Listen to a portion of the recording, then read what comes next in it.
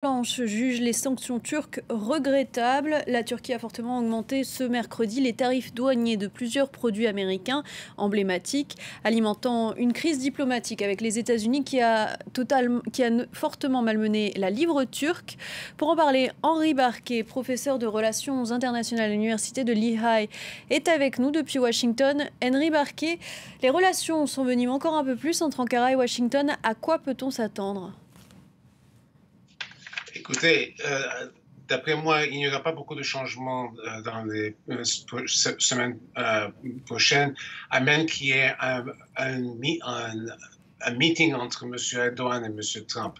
Il se peut que ceci peut se produire aux Nations Unies au mois de septembre, mais je ne crois pas qu'on pourra trouver une solution pour ceci sans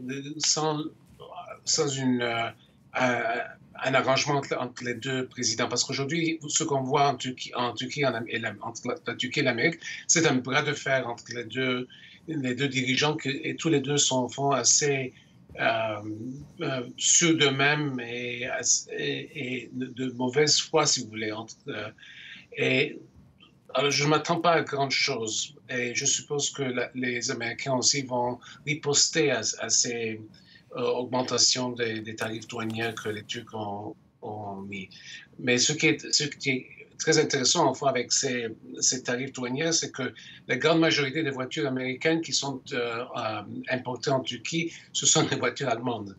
Ce sont des BMW qui sont produits ici en Amérique, parce que aujourd'hui, BMW a sa plus grande usine en Amérique.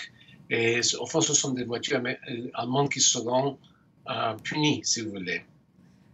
Professeur Barquet, qu'est-ce qui est à l'origine de ce bras de fer entre les deux hommes? Il y a notamment le sort d'un pasteur américain.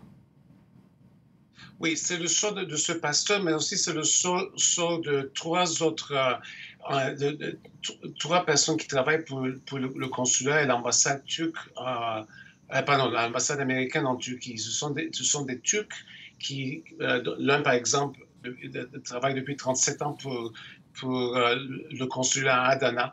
Ces trois aussi sont sous détention. Les deux sont en prison, l'un chez lui à la maison. Ils sont tous.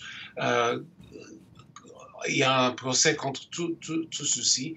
Et le problème, c'est que les Américains, depuis 2 ans, qui a ce bras de fer au sujet du pasteur et de ses employés du consulat de l'ambassade américaine, et ils n'ont rien dit jusqu'à récemment.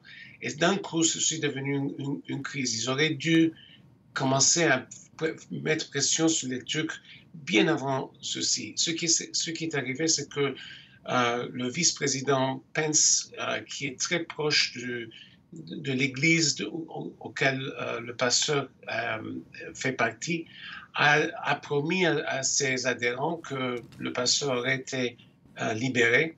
Et M. Erdogan et M. Trump, au fond, ils ont fait un arrangement au sommet de l'OTAN, mais il y a eu un malentendu où il y a eu les Turcs qui ont changé d'idée. Le pasteur était censé être libéré, mais il n'a pas été.